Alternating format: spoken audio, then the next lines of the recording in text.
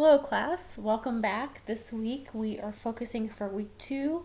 The title for this week is Fear Spoils and the Rest of Us, but we're specifically looking at lessons from the past to inform us for current and future policies within human resource management. Just a couple quick announcements before I start the lecture for the week. Your first commentary option is due this Sunday by 11 p.m. So don't forget about that. Remember, it is an outline. Follow that instruction that I laid out in the syllabus. So you can even use those subheadings that I have in the syllabus to use as your own. And again, it links to the case study as well. So readings, linkage to the case study in terms of analysis, reflection, questions, critique. Again, don't forget discussion leaders. So the leader, respondent, don't forget about those duties. I'll be in correspondence with the leaders for the week. But again, make sure to clearly read the syllabus details for that. The other thing this week is deliverable 1. So I would like to know what your preference is by this Sunday. You can pick a state. I do have in the syllabus that you can look at a local, state, or federal level agency. Oftentimes it's a little bit easier to look at a state. I would like to have some variance across the class.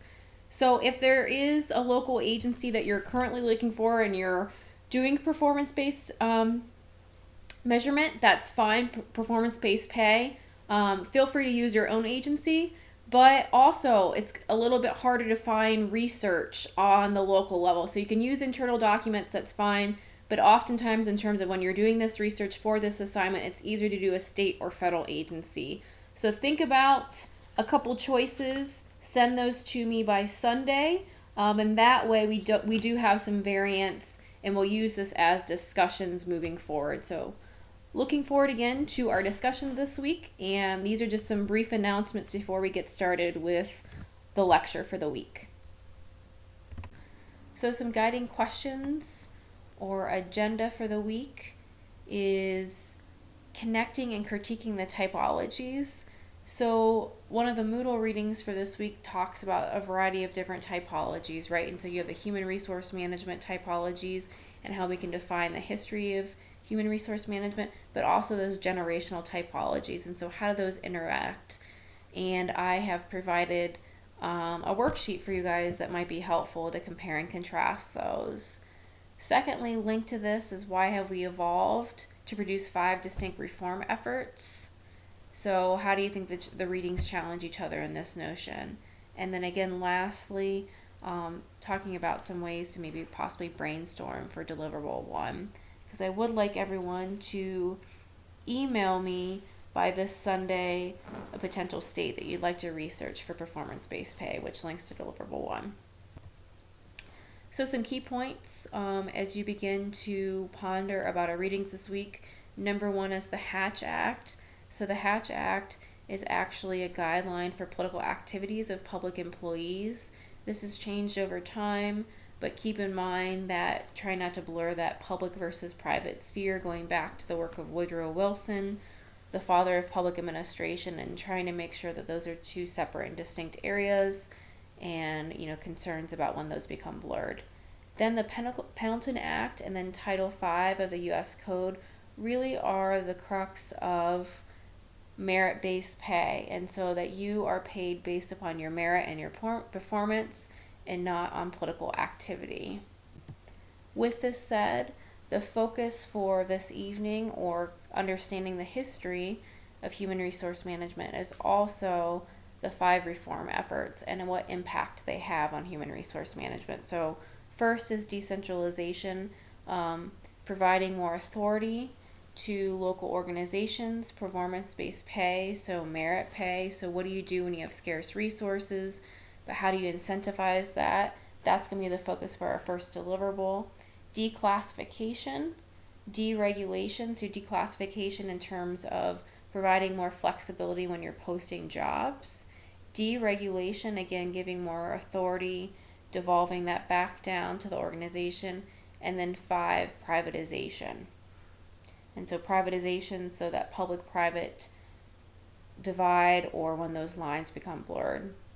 Big topics within these, employment at will as well. And so we'll be learning about that this semester too. So sometimes I like to do this in terms of a challenge hopper. So tonight I really want you, or this week I really want you to think about how the scholars challenge each other and how you challenge the readings. So for the last part of the lecture today, I really want to focus on how best to prepare for deliverable 1, which is due in a couple weeks. But before I get to that, just a reminder again, this week the focus is lessons from human resource management history, those typologies, how those connect to generational differences. So the concern is that we have this knowledge gap, right? And so what do you do when people are retiring that you may need that knowledge? And so some of those generational differences, and even the opportunity that you have where you have this cross section of several different generations working together, and how interesting that can be for a human resource manager. So with that said, if everyone turns to page 9 of the syllabus, and deliverable 1 is focusing on performance-based pay. And so by this Sunday, I want everyone to email me by 11 o'clock, say, hey, I'm really interested in looking at this state level agency. Hopefully we have some variants, and then that way it can help you kind of find some information. So some students in the past have done education and environment, and so you really want to be able to find that this current program is using performance-based pay, meaning that they're using some sort of merit system. And so we'll use that as a starting point, and then we'll have an email exchange. And then after that, you're going to spend some time researching. I've provided a sample journal there and some ways that you can search if you're doing education. But if you're not, merit pay is a good way to use EBSCO within the library homepage. And if you have questions about that, let me know. But again, it's to be able to kind of, number one, demonstrate why they opted to select this performance-based pay approach. Do you think this is beneficial? What are some of the pros and cons? And what do you suggest for improvements for the future? So with that said, hopefully everyone's having a great week. And again, if you have any questions, please reach out to me. Thank you.